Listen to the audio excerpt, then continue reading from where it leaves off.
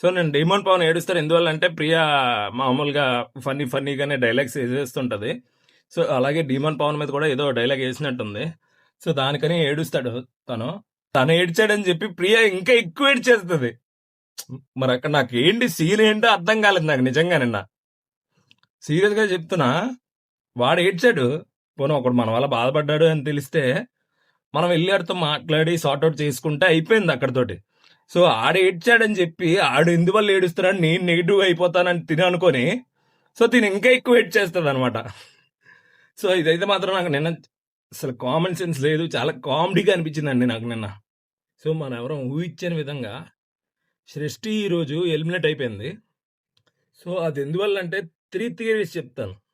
నావి కాదు, అవి మీకు ఎవరో తెలిస్తే కింద కామెంట్ చేయండి. సో లాస్ట్లో నా థియరీ చెప్తాను. సో ఫస్ట్ థియరీ ఏంటంటే, సో ఇలాగ సంజన కంటిన్యూస్గా టార్గెట్ చేసి తనకి హైప్ ఇచ్చి తన మీద జాలి పడేటట్లు చేసి సో దానికి ఓట్లు వచ్చాయి.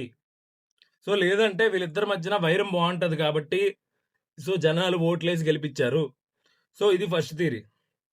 సెకండ్ థియరీ ఏంటంటే, సృష్టి మీద కంప్లీట్గా ఫిలిం ఇండస్ట్రీ అనేది నెగిటివ్గా ఉంది. సో అందువల్లే ఏపీఆర్ని కూడా తనకు సపోర్ట్ చేయనివ్వకుండా చేస్తున్నారు. సో మళ్ళీ ఫ్లోరా శైనికేమో గట్టిగా మంచి పిఆర్ని పెట్టుకుంది.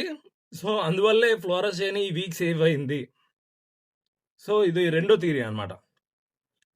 సో నా థియరీ ఏంటంటే, సో యాక్చువల్లీ ఈ సృష్టి ఎంతో కొంత టాలెంటెడే. ఎందుకంటే డీ చూసుకున్నట్టయితే మీకు తెలిసిపోద్ది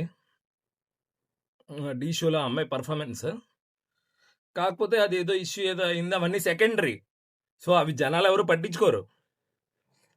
సో అలాగే మనం ఇంకోటి చూడాల్సింది ఏంటంటే, సో అమ్మాయికి పర్ఫామ్ చేసే గ్యాప్ లేదు, స్కోప్ లేదు, ఆ అమ్మాయి తీసుకోవట్లేదు కూడా. సో అందుకని సృష్టి ఈరోజు ఎలిమినేట్ అయిపోయింది. సో ఇంకంతే ఫ్రెండ్స్, లైవ్ అయితే మాత్రం మళ్ళీ మనకి లైవ్ అనేది మనకి సండే 10:30 నుంచి స్టార్ట్ అవుతుంది. సో మళ్ళీ అప్పటి నుంచి అప్డేట్స్ కంటిన్యూస్గా ఉంటాయి.